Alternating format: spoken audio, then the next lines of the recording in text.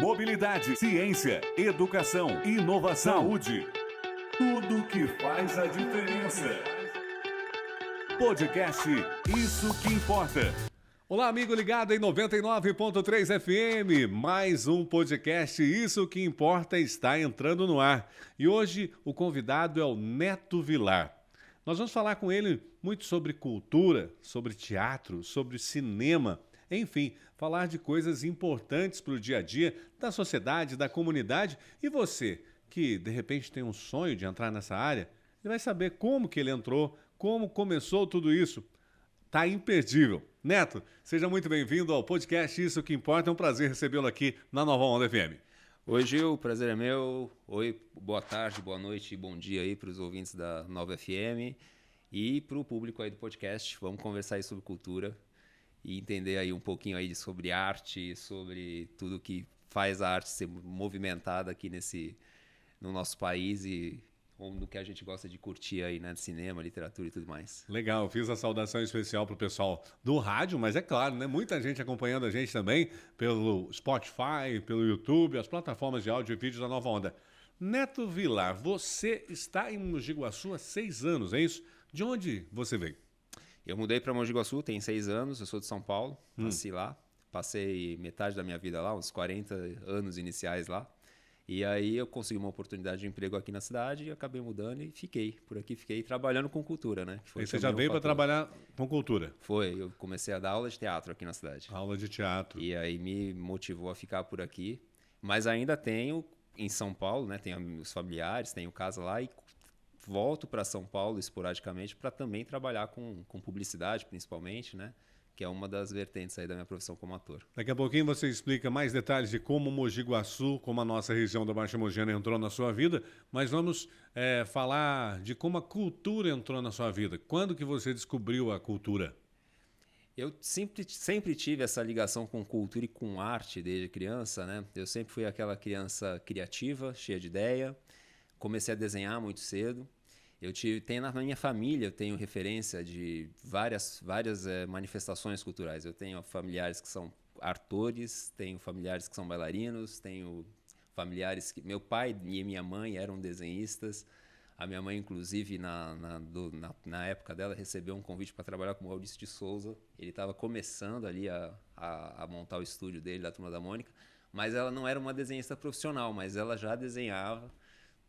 Mas é só um episódio, porque eu lembro que assim, em casa eu sempre tive isso, tanto do meu pai quanto da minha mãe. Meu pai, por exemplo, ele é médico, mas ele também desenhava muito bem.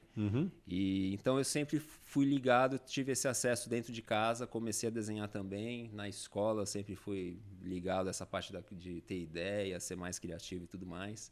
E com o restante da família aí também participando, eu assistia muita coisa dos meus tios, que são atores. Eu tenho um tio ator e uma tia que é atriz. A minha mãe depois começou a trabalhar com uma escola de dança de balé, ela virou administradora, então eu também consumi muito espetáculo de dança, né? Eu sou muito visual e eu acho que essa infância me fez ficar muito ligado em tudo que era manifestação de arte e fazendo arte a gente acaba se envolvendo com cultura. Sim, mas lá dentro da sua casa, onde você tinha um pai médico, uma mãe que também desenhava, a mãe desenhista e outros parentes, eles incentivavam você a enxergar a cultura como algo assim, não vou dizer um passatempo, um hobby ou uma profissão? Como é que você recebia essa conexão da família? Eu acho que eles apostavam já que o Netinho, como eles me chamavam, né? Como me chamam, inclusive, o Netinho é criativo. Ele é das ideias, deixa ele fazer, ele gosta de fazer. E então eu criava gibi. Com 6 anos de idade eu inventei meu primeiro gibi, minha primeira história em quadrinho, que eu lembro que eu criei voltando de viagem de Santos para São Paulo. Aí a gente estava olhando o céu, coisa de criança, né? Nossa, o céu tá sem a lua. Nossa, o que aconteceu com a lua? Eu falei, roubaram a lua. E aí eu inventei a primeira história em quadrinho, Garudinho, que a lua foi roubada. E aí eu cheguei em casa, muito antes do Gru. Muito antes do Gru. Sim. Do Gru tentar roubar a lua. Exatamente, muito antes. E aí essa frase foi bem marcante assim na história da minha família, da minha casa. Esse gibi deve estar em casa, tem até hoje, em algum lugar. E eu desenhei o dia em que a lua foi roubada, tal. Então, assim, eles sempre apostavam. Nossa, que legal. E a família inteira também dando moral, dando apoio. Isso foi muito legal. Então, eles em nenhum momento colocaram nada contra, nenhuma diversidade. Porque na escola eu desenvolvia também trabalhos de escola, também fazia trabalhos e fazia excelentes capas desenhadas, né? Já escrevi peça de teatro também, já no ginásio já estava escrevendo peça de teatro. E foi indo natural até que quando eu tive que escolher a formação, né, um curso de graduação, eu fui para publicidade porque para trabalhar tantas ideias, criatividade, o curso de publicidade ali era o que mais me chamava a atenção. Sim, isso não foi para artes cênicas, para cinema, TV, não? Diretamente, não. Depois você acabou indo? Depois foi uma consequência que aconteceu. Para quem não entendeu a referência, eu falei que ele inventou a história do roubo da lua muito antes do Gru. O Gru é o meu malvado favorito. E no meu malvado favorito 1, ele tenta ali articular o roubo da lua. E você, lá criança, já... Eu já fiz o roubo da lua um pouco antes, já tive essa visão ali. Tinha muita estrela e menos a lua. Era um céu nublado, né? Coisa de criança. Você está falando muito de desenhista e eu vi essa boina que você está usando. Você sempre usa boina? Eu não, eu uso a boina para esconder o cabelo quando eu não tive tempo de cortar direitinho. Para esconder o cabelo. É mais quando o cabelo está muito comprido, mas é um estilo que eu gosto. Não, é que você falou de desenhistas famosos, você falou do Maurício de Souza, né? Mas eu me lembrei do Daniel Azulay, olhando para você e para a boina. Exatamente. Conheceu o trabalho? Conhece o trabalho do Daniel Azulay? Conheci, consumi. Eu sou dos anos 80, né? A minha infância foi dos anos 80. Conheci o trabalho do Daniel. Somos, então. Somos. E assistia muito ele na televisão. E desenhando, com certeza né? Tinha, claro. Usava os números ali para desenhar. A partir dos números desenhava figuras. Eu assisti tudo também. Pergunta se eu desenho alguma coisa. Absolutamente nada. Mas quem tem o dom, né? Mas foi uma boa lembrança. O Daniel Azulay, e ele, de fato, ele tinha boina. Eu acho que o Ziraldo também, eu via muito ele de boina. Mas eu acabei adotando o estilo da boina ao acaso, não é uma frequência. Não deu tempo de pentear o cabelo. Eu gosto. Depois com o teatro, acabou até virando um estilo, né? Eu ponho a boina, é muito comum a gente ver um pessoal assim da arte com seu cachecol, boina, cada um tem seu jeito.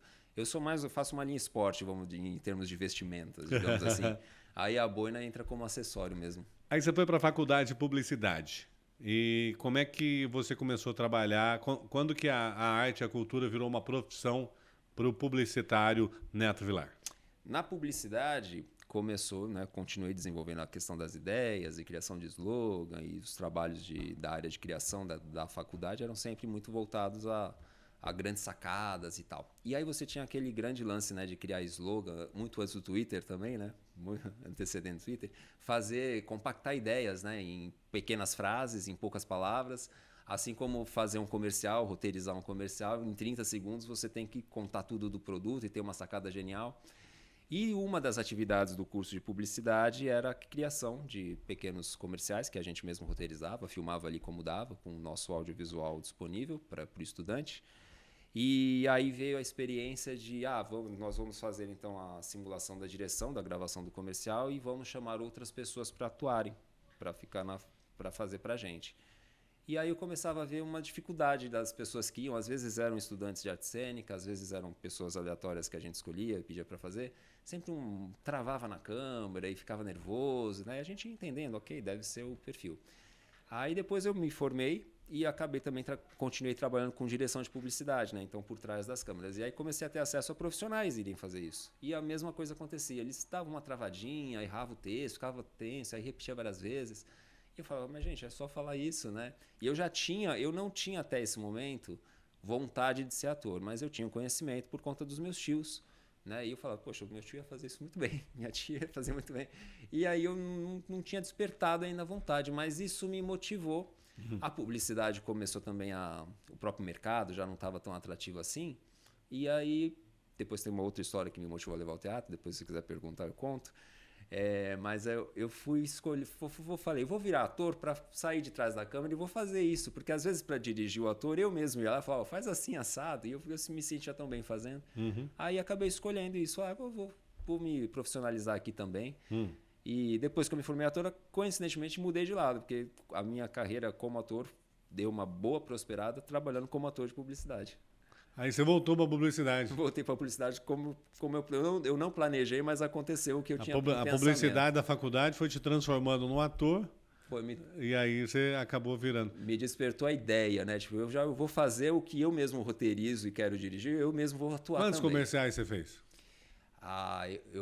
É difícil contabilizar, mas também não posso te dizer que fiz muitos na minha carreira. Mas em São Paulo é um mercado muito próspero para a publicidade e também muito competitivo. Aham. Então, acho que ali em torno de uns 30, 40, eu acho que eu já acabei fazendo. E eu considero um número bom. Sim, sim. Porque, e também assim, tem comerciais que você faz com destaque, comerciais que você faz mais com papel de coadjuvante, comercial que você Figurante ali, às vezes. às vezes figuração, que Sim. também é uma profissão bastante que tem que ser honrada e respeitada. Mas eu já fiz muita coisa assim e o bom de trabalhar com publicidade atuando, isso também aumentou a minha experiência, né, como ator e como percepção de sets de filmagem. Hoje, por exemplo, eu faço direção de audiovisual também, muito munido disso que eu aprendi trabalhando como ator, né? Sim. E aquela pergunta que você me falou, você acabou virando Ah, ator publicitário. E o que te motivou a ir ao teatro? Uma outra coisa me fez ir ao teatro, que foi a parte sentimental, né? Foi uma fase que eu estava terminando um namoro. E aí eu sempre fui uma pessoa muito racional. Eu sou aquariano, eu sou muito estratégico e tal. E meu lado emotivo, confesso, ele era menos desenvolvido, né? E aquele fim de namoro me deixou mal. Eu falei, eu preciso buscar alguma coisa para ficar feliz, para não entrar numa depressãozinha. E aí isso motivou, assim, sabe? Eu já estava meio um pouco cansado ou não tendo muitas oportunidades com a publicidade, o mercado estava pagando mal, a publicidade saturou, na verdade, né? Em São Paulo, principalmente. O mercado estava muito saturado. E eu falei, vou mudar de área, vou escolher, vou fazer teatro, né? Porque a gente sempre ouvia falar, e hoje eu posso ser o transmissor dessa ideia, né? Teatro faz bem, vai fazer teatro que te dá um up, né? Teatro não é uma terapia, isso é muito importante deixar claro, mas teatro te dá possibilidades de aprender mais sobre você, de abrir coisas que às vezes, como eu disse, né? Eu era emotivamente muito fechado e eu abri alguns canais para esse lado mais emotivo. Fui conhecer pessoas novas também, então essa parte aí, o fim do namoro foi meio fundamental. Eu falei, vai fazer um curso de teatro. Aí eu já escolhi um curso profissionalizante, né? Sim. E acabei ficando, fui gostando e fui Isso há ficando. quanto tempo atrás? Eu fiz teatro em 2007. 2007. Em 2007 eu estava começando já ali, estava me formando por aí, por esse período. Então, há 17 anos atrás, aproximadamente. Aproximadamente. E aí você... Como profissional, né? Sim, saindo profissional, como ator profissional. Saindo da escola profissional. Sim, e aí como é que foi esse percurso de teatro? Quantas peças você fez? E essa transição de ser ator para virar professor, de ensinar? A parte de ensinar, ela veio como uma consequência. Quando você está fazendo teatro, né, ou pelo menos aconteceu comigo, não tinha uma pretensão de virar professor ou trabalhar transmitindo os conhecimentos do teatro. Isso aconteceu depois e me fez muito bem também. Mas, inicialmente, eu fui fazer teatro para batalhar a carreira no palco, batalhar a carreira no audiovisual, né, na televisão, que a gente sabe que o acesso é sempre muito difícil. Então, eu fui para ver qual é que era. E começa com teatro, né? Principalmente estando em São Paulo. Me juntei com alguns grupos inicialmente, aquela coisa, você sai do próprio curso, você já sai com alguns amigos e contatos em comuns.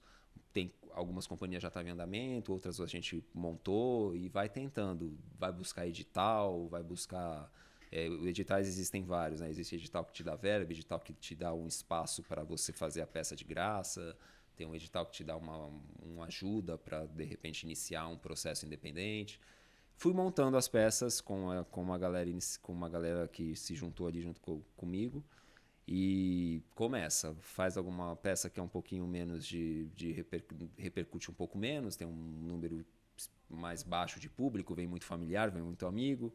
Aí você vai para uma companhia que tem um pouquinho mais de trajetória, aí acaba vindo um público maior. Você vai mudando, vai passando por experiências e o teu público vai aumentando junto, de acordo com as companhias que você participa. Entrei em uma companhia uma vez que eu fiquei 8 anos com eles e em cartaz também. Aí que você começa também a sair de São Paulo, sair daquele nicho, né, que são as peças ali no circuito de São Paulo. Começa a viajar para outras cidades. Cheguei a viajar inclusive para a Europa com uma peça também. Fizemos uma apresentação em Portugal. Aí as coisas vão acontecendo, e a gente não prevê, não tem como... Até existe um planejamento de carreira para ator, né? Para quem tem essa pretensão, mas é muito mais gostoso deixar fluir, vai acontecendo. Foi o que aconteceu comigo. Paralelo aos grupos de teatro, eu já em São Paulo ia me infiltrando nas agências que trabalhavam com atores para publicidade, que é da onde eu tinha essa experiência De já onde você saiu? como publicitário.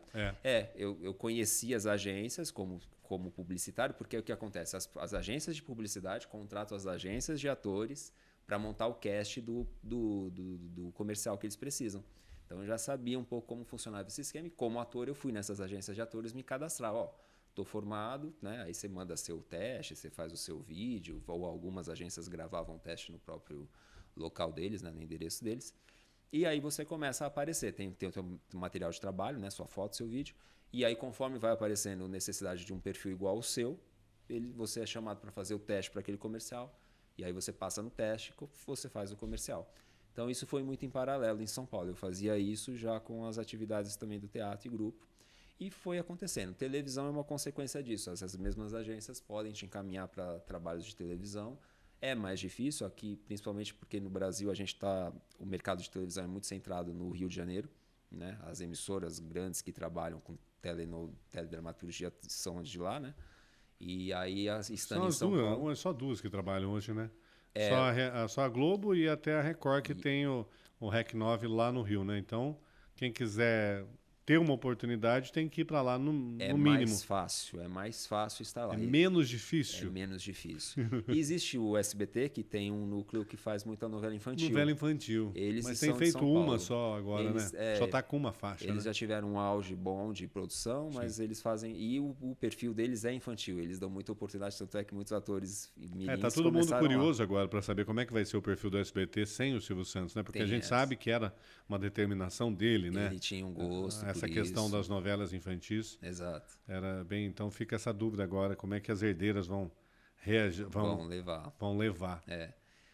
A Bandeirantes também teve uma época que fez, ou tentou também deixar. É muito difícil para a emissora. A Record também está só com uma faixa de inédita agora, né? De novela inédita. Então complica.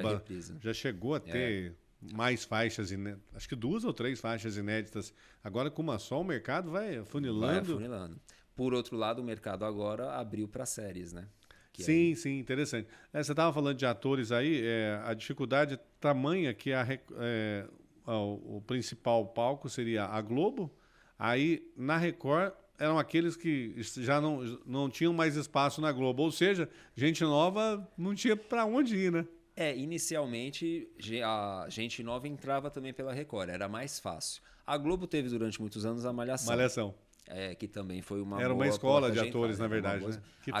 Que faz falta, viu? Eu, como noveleiro que sou, fazer a confidência aqui para vocês, já fui mais. Hoje em dia não sou tanto mais. Mas eu tenho notado uma queda na qualidade dos novatos, quando entram nas novelas das 8 e das 7. E esses novatos, eles eram preparados na Malhação. Como não tem mais a Malhação, eles estão entrando bem verdes. A gente teve algumas estreias aí na última novela das 9, e eu, sem ser especialista na área, só como noveleiro, eu não gostei nem um pouco da atuação dos novatos. É uma boa percepção, porque faz sentido mesmo. Tem muita gente nova entrando direto do teatro ou de sua trajetória, qualquer que seja ela, mas a Malhação era uma escolinha muito boa e ela tinha esse propósito. Ela foi fundada ali dentro da emissora com esse objetivo de trabalhar no ator iniciante a característica da exigência do audiovisual, que é uma gravação muito rápida, você tem que ter uma criação de personagem muito ligeira, você tem que ter um jogo de improviso rápido. O mercado, quando você aperta um REC, né, num set de gravação, você não tem muito tempo para erro, porque é uma diária inteira que você tem que gravar X capítulos ou X cenas e não tem tempo, é muito dinheiro envolvido. Então não pode ter erro. Então, a Malhação era esse o objetivo, ganhar tempo com esses novos atores. Você falou das séries, né?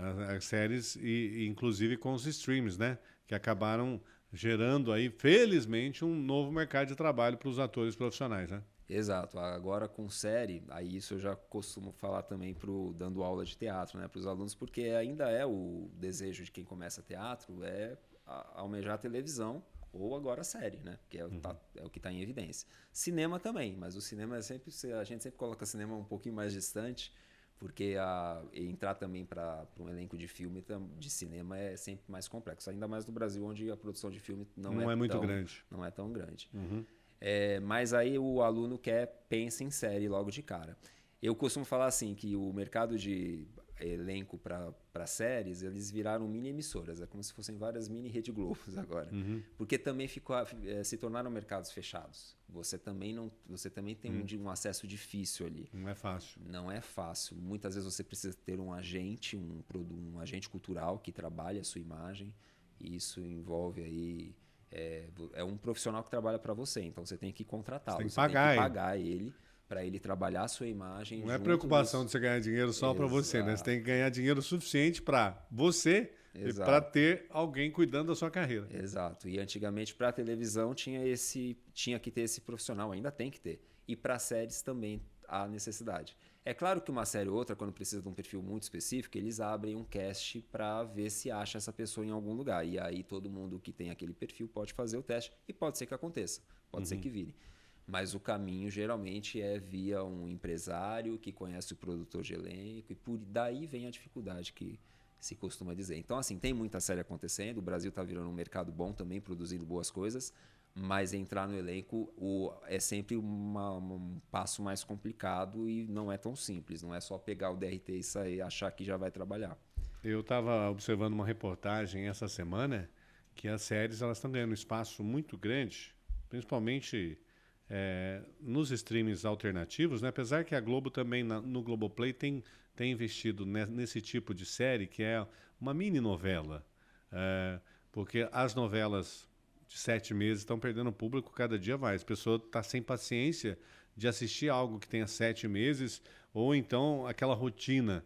E aí os streamers vieram com séries de 15, 20 capítulos, né? E às vezes 50, vamos lá colocar aí. E mesmo assim, e o pessoal está gostando disso aí, né? Nas histórias que se desenrolam mais rápido, né? Isso tem feito crescer o mercado, felizmente. Também. Eu acho que a série ela tem a coisa de... Tem séries que tem várias temporadas, né? Vamos explicar aqui diferente. Tem umas que são mini novelas mesmo, mais curtas, né? Isso. A série tem um formato, até na forma de roteiro, na forma que o roteiro é feito, que você tem um drama que acontece naquele episódio e termina naquele episódio. Aí vai continuar no próximo episódio com outro drama. Então são mini historinhas. A novela levava isso por meses. E houve um tempo aí em que a novela também se adaptou a esse perfil das séries. Foi até recente. Algumas novelas começaram a ter dramas que terminam e começam Desfechos no mesmo dia. Desfecho no mesmo dia. Porque o público mudou. O público mudou o jeito de consumir. E basicamente mudou por conta do formato americano de série, né? Aí a gente acabou consumindo desse jeito, o público está se formando baseado nisso, então a nossa produção cultural daqui também está se adequando a isso. Eu me lembro de uma novela, eu acredito que do Valcir Carrasco, Eita Mundo Bom, sim, onde tinha desfecho todo dia. Você não... Todo dia, quando começava no comecinho, continuava o enredo principal da história, mas os enredos secundários não ficavam enrolando muito a vida da pessoa para a pessoa falar, acabou isso hoje e tal. Se não conseguir assistir amanhã, é outra história, não tem problema. Como o Mogi Guaçu entrou na sua vida? Você já disse que veio fazer um trabalho. Era um trabalho temporário? Já era um trabalho fixo? E por que você resolveu fincar os seus pés aqui em Mogi Guaçu? Na verdade, foi uma oportunidade de trabalho, né? Você tinha perguntado no primeiro bloco sobre a questão de lecionar ou virar professor, né? É algo que eu não tinha planejado como ator, mas como eu estava te contando, eu passei os 40 anos iniciais da minha vida lá em São Paulo. Depois que eu escolhi a carreira de ator, eu fiz o que eu pude ali, trabalhei bastante com publicidade, com teatro e tendo oportunidades em algumas séries também. E aí apareceu aqui na cidade de Mogi Guaçu a oportunidade de uma vaga para professor de teatro de um curso técnico profissional. Até aquele momento eu não tinha ainda pensado, nossa, vou virar professor de teatro. Eu já tinha feito oficina, já tinha trabalhado como transmitindo aí os conhecimentos da arte em contrapartidas de editais que a gente se envolve nos projetos culturais e tal. Então já dei aula para idosos, já tinha dado aula para crianças e tal, mas não como professor de um curso técnico profissionalizante. E aí aqui, numa empresa aqui da cidade, apareceu essa oportunidade e eu fiquei sabendo, por conta de amigos que eu tenho aqui também, e me inscrevi, me candidatei ali para a vaga. Vim para cá para fazer a seletiva, então, e acabei passando. Falou, e agora? E aí acabei passando. E foi muito bacana porque no dia da entrevista com o RH da empresa, né, houve uma pergunta que falaram para mim assim, Neto, por que docência? Né? Que a escola é uma instituição de ensino, consagrada e tudo mais. E aí a minha resposta foi a seguinte, eu falei, olha, eu me vejo num momento, numa fase da minha vida em que eu aprendi muita coisa fazendo, absorvendo. Eu tive muita oportunidade, depois que eu saí do meu curso, eu aprendi muita coisa na vivência, na experiência, e eu me sinto num momento que eu me sinto confiante em transmitir o que eu aprendi. E eu lembro que eu respondi isso e eu me identifico muito com essa resposta, porque é o que eu faço até hoje. Eu realmente consigo passar para os alunos tudo o que eu já aprendi nesse meio, tanto conhecendo o mercado publicitário, o mercado da atuação, as linhas adjacentes aí que envolvem arte e cultura, o próprio designer, que também faz parte da minha formação. Eu sou multiartista, eu também trabalho com composição, eu sou roteirista, sou dramaturgo. E eu estava num momento ali, na fase aí dos 40 e tantos anos, eu falei, eu tenho bastante coisa para transmitir. Então, assim, eu estou feliz com essa oportunidade, porque eu vou realmente transmitir para pessoas que vão entrar aí nessa jornada profissional e coisas com conteúdo, coisas que eu, por exemplo, não aprendi na minha escola, no meu curso de teatro. Mas agora eu, como professor, eu vou incluir no que eu tenho que passar, né? Lógico que a gente passa toda a cartilha do que o conteúdo precisa, né? O conteúdo do curso técnico teatral, e mais a nossa bagagem, a nossa experiência. E eu me sinto muito bem, até com o diálogo com os alunos, cada turma, eu já estou formando aí, acho que a 7ª turma aqui na cidade já, profissional. E é muito legal ver eles também entrando aí no mercado e vendo que a gente está conseguindo germinar aí esse conhecimento. 7 turmas do curso técnico de teatro. Profissionalizante. Profissionalizante. Todo mundo levando o famoso DRT depois do curso. O famoso DRT. Sem ele, não tem negócio. O DRT ele é exigido para muitas produções, principalmente televisão e série, né? E comerciais também. Dublagem também. Dublagem também. Esse muita gente tem interesse na dublagem e esquece esse detalhe, né? Os próprios cursos de dublagem acabam contando no primeiro dia de aula. Olha, você tem que ter DRT para trabalhar, senão vira só o fandub, uma coisa que você pode fazer. É um treino, mas o DRT é exigido por conta aí de regras do sindicato. Não, regra trabalhista, não. Tem que exigir realmente. Agora, tá, aí você veio para Mogi Guaçu e você teve que se mudar para cá. Mudar da metrópole mesmo, né? Porque a gente tem aqui uma metrópole de médio porte, aqui pertinho, que é Campinas. Sim. Mas você estava na maior cidade da América Latina e aí, de repente, você vem para Mogi Guaçu, interior de São Paulo. Como é que foi essa adaptação? Ouvi muito isso, principalmente dos colegas da empresa, né? Nossa, mas você veio de São Paulo para cá, para quê? Né? Porque as pessoas, alguns já eram moradores daqui e tal. Eu sempre tive um apego muito grande pela ideia de interior. Eu vivi na cidade, cresci na cidade de Pedra. Eu tinha um tio que tinha sítio, né? Eu sempre curti muito a oportunidade de viajar para o interior, passar o dia no campo, né? Eu sempre fui mais campo do que praia, né? E aquela coisa cinza, aquela poluição, São Paulo, do jeito que é, né? A megalópole lá, é uma coisa que dá uma saturada na gente. E eu sempre tive isso até através da cultura também, do que eu consumia. Por exemplo, as histórias do Monteiro Lobato, né? O Sítio do Pica-Pau Amarelo, o próprio Maurício de Souza, além do Chico Bento, né? Meu personagem favorito. Aquela coisa te transporta para esse ambiente de roça, de fazenda, né? E o interior me chamava atenção por isso. Então, assim, houve uma facilidade de aceitar por esse lado. Vou para o interior. Aí, obviamente, uma vez aqui comecei a conhecer que existe o bairro mais assim, o bairro mais campo, né? O bairro mais rural, o bairro mais cidade. E fui me adequando. E encontrei aqui, na verdade, na cidade, tudo um pouquinho de cada coisa do que eu já consumi em São Paulo. Então tem um pouquinho do shopping, um pouquinho do cinema, um pouquinho da rua de compra, um pouquinho do lazer, dos bares. Felizmente, nos últimos dias tem até o céu cinza, né? Agora tá tendo céu, veio a poluição junto, tá aumentando a cidade. Tem que ficar de olho na violência, porque a violência cresce junto, né? É uma coisa importante. Fica alerta aí para as autoridades. Porque a cidade está crescendo, é muito legal, mas os problemas crescem junto. Mas também crescem as coisas boas, que é o cenário cultural, né? Sim, é isso que eu ia falar. Além de professor, deu para você criar alguma coisa aqui ou entrar em alguma coisa aqui? 8 no palco. O que é o 8 no palco? Exatamente. Quando eu vim para cá, vim primeiro para dar aula. Quando eu tive contato com os alunos e vendo que existia aí muita gente com o desejo de entrar no mercado de atuação, obviamente que aqui já existia um cenário, já existia uma companhia, alguma coisa assim. Sim. Mas era tudo muito, até onde eu pude ter contato, muito resumido. Eu acho que a escola que eu estou, inclusive, é a primeira escola que está profissionalizando, é a primeira escola que está profissionalizando atores na região, na região toda da Baixa Mogiana, inclusive. E aí, eu não sabia que nós tínhamos esse curso aqui, não. É uma informação nova para mim e para muita gente. A não ser quem faz o curso lá que já sabia. E aí, vendo essa galera com esse desejo, né, as turmas, a gente estava trabalhando uma média aí de 20 alunos por turma, obviamente que todo o curso vai reduzindo, então a gente formava aí 10 atores, 8 atores por vez. E vendo o curso tem duração de quanto tempo? Um ano e meio. Era 1 ano e meio e depende muito de como que a escola fecha aí o acordo com o MEC e a carga horária que tem que ser aplicada. Sim. Pode ser em 1 ano e meio ou pode compactar mais em 1 ano. Pode concluir ficar mais rápido. O pensamento anterior. Você pode ter aula de segunda a sexta ou aulas mais espaçadas. Beleza.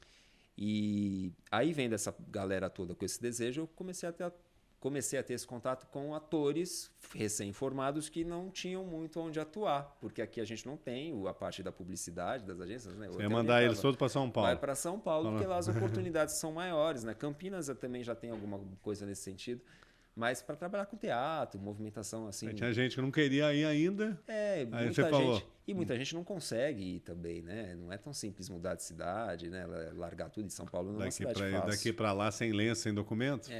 Apesar de ser comum essa trajetória para muitos atores, né? Muitos atores saíram de interiores aí para as capitais e estouraram, são famosos, mas não é fácil para ninguém, né? Esse primeiro passo. Bom, aí eu falei, eu vou fazer a companhia minha, então, para a gente começar a trabalhar, para continuar isso que eu disse para você, de transmitir o conhecimento que eu adquiri. Então, além do professor, eu vou ser diretor. Na escola de teatro, eu já sou diretor teatral, né, também das peças que os alunos apresentam. Eu falei, vou ser também diretor da minha própria companhia. Surgiu o nome 8 no Palco, inclusive foi uma primeira reunião com alunos. A gente estava ali conversando, né, alunos que já tinham se formado e tal, e a gente adotou o nome 8 no Palco, surgiu, foi da minha cabeça mesmo. Deixa eu adivinhar, tinha 8 integrantes ali naquele momento. Olha que sacada. Eu adivinhei. E tem mais uma sacada, que era a proposta era colocar essa gente para trabalhar. Então era Oi, tô no palco. Tá vendo? Eu peguei só a primeira, que eram 8. Oi, tô no palco. Era essa a grande sacada. Eu falei, eu quero que essa galera esteja no palco. Eu quero que eles deem o alô deles e falem, agora eu tô no palco também. E aí veio esse nome aí, emblemático, esse trocadilho. Que eu achei tinha que ser um publicitário, né? O cara, ele manja. Veio um pouquinho da publicidade. Manja aí da publicidade. Inclusive, hoje a gente tem E deu certo? Então, aí a companhia aqui começou a funcionar, inicialmente como toda a companhia, de forma independente. Vamos lá, tentar fazer uma coisa na garra, né? Na boa vontade, ator que ensaia de graça. Isso faz parte, assim, da nossa realidade, do nosso mercado. Com o tempo, começaram a aparecer as oportunidades de editais, né? Porque a gente começou a criar um repertório, foi tendo uma cara mais de cia teatral, e aí conseguimos ganhar alguns editais aqui da cidade. Conseguimos o edital do PROAC, que é um dos mais competidos de São Paulo. E a gente ficou muito feliz quando a gente passou. A gente fez um projeto de circulação com um espetáculo que eu escrevi. Aí eu comecei a ser autor, né? Eu sou dramaturgo também, comecei a fazer as peças que a gente produz. Esse que a gente circulou com o PROAC foi o Casa, Casais e Aiais, que é uma sequência de esquetes teatrais sobre relacionamentos e que tinha uma grande sacada, que acho que também foi uma dos pontos fortes da nossa aprovação, porque em cena o que aconteciam eram as esquetes aconteciam de forma muito rápida, uma depois da outra, e o comentário, a crítica do público era assim, nossa, eu me senti olhando a tela do meu celular, passando uma cena para outra com o dedo. E eu falei, mas é essa a proposta. Eu chamei de carrossel de sketches. Qual era o tamanho de cada sketch? Tinha em média de 5 a 8 minutos. Beleza. Eram sketches rápidas, num tom de humor. Tem que se adaptar ao público, né? Tem que se adaptar aos novos tempos, né? Não adianta Exatamente, e foi a grande sacada depois do nome Oito no Palco. Falei, vou fazer um projeto de teatro em que a gente converse com essa linguagem que já existe na internet e que o público já consome, que é ficar um tempinho ali assistindo um sketch, né, de um canal de YouTube, por exemplo. E aí, só que isso ao vivo, né, com a coisa de ter a reação do público ao vivo e a interação teatral, que é o grande barato de fazer teatro ao vivo. Que legal. E aí tá seguindo a Companhia 8 no Palco. Tá seguindo, e depois os editais que apareceram além do teatro, a gente começou a fazer teatro para escola, oficina, curso. A gente tem muito cursos voltados também para... Ainda são 8? Então, aí muita gente pergunta, nossa, mas essa peça não tem 8, essa peça tá com 9, essa peça tá só com 6. Aí você passa para a segunda explicação Aí do eu nome. conto Não, a é segunda. 8 no Palco. É, exatamente, eu conto a segunda explicação. Mas o Casa Casais a gente fechou com 8. Aí tinha uma participação especial, aí de vez em quando a gente tinha 9 atores em cena. Mas é bacana trabalhar com esse número 8, porque eu posso fazer 4 homens, 4 mulheres, né? E trabalho aí uma grande diversidade de possibilidades. E também tem depois todas as questões de identidade de gênero e tudo mais, a gente vai para todos os lados aí. Tá nativa, então, a Companhia 8 no Palco. Tá nativa, queria só concluir que depois os editais que vieram na sequência foram de audiovisual. E aí a 8 no Palco começou a também fazer essas produções de... Ela virou uma produtora. A gente tá caminhando, né? Tá deixando acontecer, eu diria, né? Não há um projeto fixo nisso, mas tá deixando acontecer e tá acontecendo de uma forma muito satisfatória. Era isso que eu ia perguntar para você. O que é Stranger Brinks? Strangers Brinks. É o Stranger Brinks, né? Strangers. Que vem de uma paródia do Stranger Things, que é o Fez eu seriado. gastar todo o meu inglês dessa vez, né? Você fez eu gastar tudo. Não posso falar mais uma palavra em inglês hoje. Com a Lei Paulo Gustavo, que veio aí em homenagem ao Paulo Gustavo, que faleceu da Covid, muitas produtoras de pequeno porte tiveram acesso aí a uma verba federal que foi distribuída para vários municípios para que fizessem as suas realizações pessoais no audiovisual e também para demais áreas, conforme cada cidade programou aí o seu edital. Foi aí que a gente viu uma possibilidade, eu particularmente, de falar, vamos tentar aí fazer tinha uma verba ali para produção de curta-metragem, e aí eu quis pôr um sonho meu aí, uma vontade minha em prática, né? Que era, eu sou muito, como eu falei, eu sou dos anos 80, eu sou uma pessoa muito saudosista, eu sou bastante nostálgico. Nós aqui na Nova Onda também somos. Exatamente. Toca pouco flashback aqui, só 90% da programação. Aliás, eu acho fantástico o nome, né, do programa, né? O Resgate? O Resgate. O né? Resgate. Uma vez mas os outros programas também tocam. O Resgate leva a fama, mas os outros programas também tocam flashback. Uma vez com a 8 no Palco eu já fiz um show musical e aí eu tive até o apoio da Nova Onda, era uma banda que tocava músicas da Legião Urbana. E aí eu lembro que o apoio da Nova Onda, eu falei no final, gente, assistam um Resgate, que tem um nome muito propício para os dias de hoje. É um resgate mesmo que a gente precisa, né? Ouçam bastante.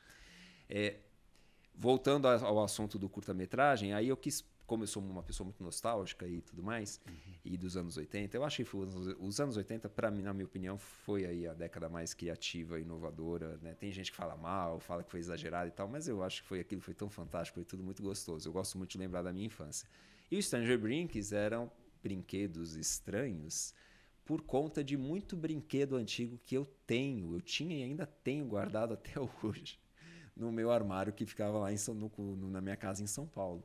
Um arsenal muito grande mesmo, que hoje virou item de colecionador. Então eu tinha brinquedos e videogames, inclusive, todos eles. Eu vivi os anos 80. Aí você pegou esses brinquedos, transformou num roteiro e transformou num curta-metragem. Exatamente, foi aí que veio a ideia. Eu peguei os brinquedos, eu preciso usar os brinquedos de alguma forma, né?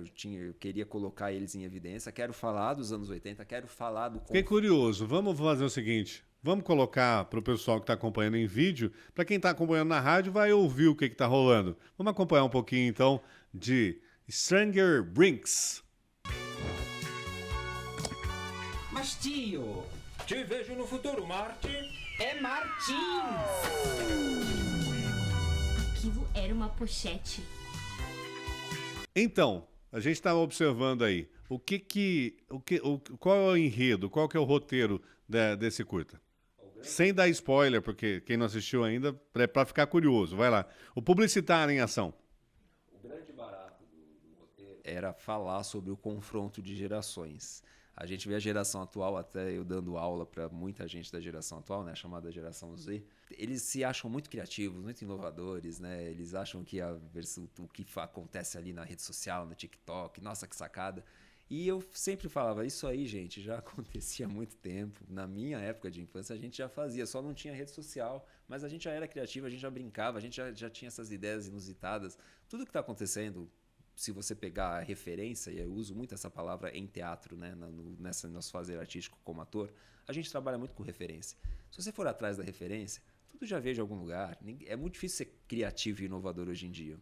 E aí eu tinha uma vontade de fazer um confronto dessa geração Z com a geração que era a geração X. Aí, inclusive o personagem da geração mais antiga sou eu que faço. Que ele era um cientista. Eu sou muito fissurado em viagem do tempo, né? Como eu sou uma pessoa muito nostálgica, eu gosto muito dessa ideia. Dessa temática. Exatamente. E aí o filme é cheio de easter eggs baseado em filmes dos anos 80, dentre eles principalmente o De Volta para o Futuro. Então o personagem mais antigo, ele era um tio e ele tinha essa ideia de que ele viajava no tempo. O sobrinho dele, mais os amigos, as amigas que estão no filme, começam a descobrir, por conta de uma irmã mais nova, a irmã mais nova é mais chegada com o tio, e a irmã conta, olha, o tio, ele viaja no tempo quando ele entra naquela cabana. Aí eles falam, nossa, a gente tem que conhecer essa cabana, tem uma máquina do tempo lá, e aí começa a ideia do enredo. E quando eles entram na cabana, né, não é um spoiler, mas é a proposta do filme, eles descobrem que o que tem na cabana ali são os brinquedos guardados do tio. E aí a volta no tempo e são aí, os brinquedos. A volta no tempo, ele vai na cabana para reviver esses momentos de nostalgia. Eu estou enaltecendo aí a nostalgia como um sentimento muito bom. É gostoso a gente lembrar do passado e saber que tudo teve uma origem. E aí o filme tem inclusive uma canção que eu também compus, né? Fiz a letra com a ajuda da parceria de um colega músico. E a letra também fala muito sobre isso, desse confronto de gerações e como é bom você aprender com o passado. Ideias futuras, memórias serão. No tempo e no espaço, estavam e estão. Viajar pelo tempo, vai além da teoria. Pro futuro a gente inventa e cria, e pro passado é nostalgia. E quem quiser assistir Stranger Brinks, onde que assiste? A gente está no canal da 8 no Palco, né, que é @8 no Palco no YouTube e também @8 no Palco no Instagram. E além do Stranger Brinks, tem os outros curtas aí que eu estava contando, como veio a Lei Paulo Gustavo e outros editais, a gente conseguiu aí colocar várias coisas em andamento, várias ideias em andamento. E além do Stranger Brinks, que foi aí a minha criança favorita, digamos assim, né, que é todo colorido, é anos 80, eu fiz uma outra, tô produzindo, finalizando agora um outro curta-metragem que chama O Tênis. O Tênis é uma das esquetes que tinha na peça Casa, Casais e Aiais, que eu disse aqui para vocês. E também era sobre relacionamento, sobre a liberdade de identidade de gênero e para que todo mundo possa ser livre, ser o que quiser, amar o que quiser, sem medo de julgamento. E tudo acontece a partir da mudança da personagem principal, que era muito sofisticada, muito feminina, que só usava salto alto. E aí, no final, ela aparece com o tênis. Porque a partir de uma experiência que vocês podem conferir no filme depois, né, uma experiência traumática na relação dela, ou traumática ou de mudança radical, né, ela mudou a atitude dela também. E aí esse é um outro curta-metragem. Eu peguei a ideia aí da sketch teatral, que acontecia ao vivo no palco. Era muito bem-vinda essa sketch quando acontecia na nossa peça. E agora a gente está produzindo ela também em audiovisual. Está ficando bem bacana. Legal, legal. E com isso, com a 8 no Palco, você acabou abrindo o mercado, não só para os seus alunos lá, mas também para outras pessoas que possam vir a trabalhar com a 8 no Palco. Enfim, fazendo com que um sonho de ser ator, de ser atriz, de trabalhar com o teatro ou com o cinema, né, vire realidade aqui em Mogi Guaçu. Qual que é o conselho que você dá para quem está pensando? Vale a pena? Sim, não? Conta para mim. O teatro, fazer teatro, se tornar ator, atriz profissional, eu até disse um pouco disso no começo. O foco não tem que ser só em ser famoso ou necessariamente trabalhar como ator ou na frente de uma câmera. O foco tem que ser em você se tornar um artista, em você ter um pensamento de artista. Porque o artista, ele obrigatoriamente tem essa coisa da sensibilidade. Geralmente quem escolhe qualquer arte como profissão, teatro, música, dança, pintura, literatura, todo mundo tem em comum a sensibilidade mais aflorada. E quando você se torna artista, você começa a ter um canal em você mesmo para expressar o que você sente, para compartilhar, encontrar pessoas que pensam como você, gerar reflexões, tentar provocar a mudança de pensamentos, não com a obrigação de que mudem, mas que pelo menos você deixe o seu recado, através dessa sensibilidade de ser artista. O teatro, então, é uma, dentre aí tantas artes possíveis, é uma das opções onde você está ali presencialmente, vivenciando muita coisa, se passando por outros personagens, né? Vivendo dramas de outros personagens que não são seus, entendendo, respeitando o próximo.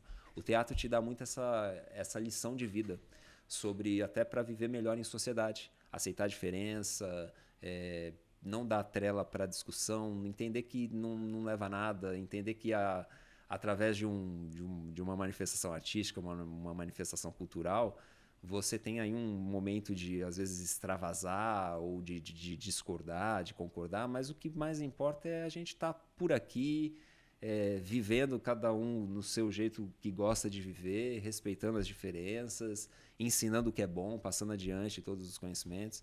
Então, fazer teatro vem dessa energia, né? A gente usa muito essa palavra também, energia, né? No nosso fazer teatral. O conselho é esse, por esse lado, sempre opte em fazer teatro. A consequência pode ser você realmente querer fazer carreira na televisão, você realmente ter algum destaque, se tornar muito famoso. Muitos atores conseguem destaque por alguma especificidade que eles acabam desenvolvendo e viram um chamariz inovador, né, no mercado. Isso pode acontecer com qualquer um, né? Independente disso acontecer ou não, o teatro faz bem. O teatro faz bem.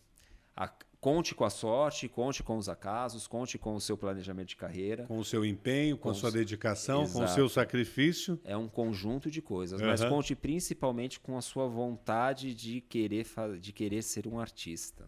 Legal. Bom, antes de encerrar com você, eu vou fazer uma pergunta completamente aleatória, porque já falamos de você, falamos do seu trabalho e falamos sobre a sua arte e sobre quem quer aprender com você.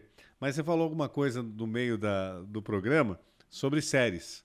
E até de novela, a gente Sim. tricotou hoje aqui novela, hein? Sim, sim. Surpresa. Você não sabia que eu era noveleiro, né? Você falou de séries. Sim. O que acontece com a série Dark, que depois da 3ª temporada entra em parafuso e espanta o público? Conta pra mim, a sua visão como roteirista. Aí você vai me quebrar. Já ouvi falar, mas Não é que você falou de viagem no tempo. Sim. Dark é viagem no tempo puro e simples. Só que tem uma hora que a galera entra em parafuso.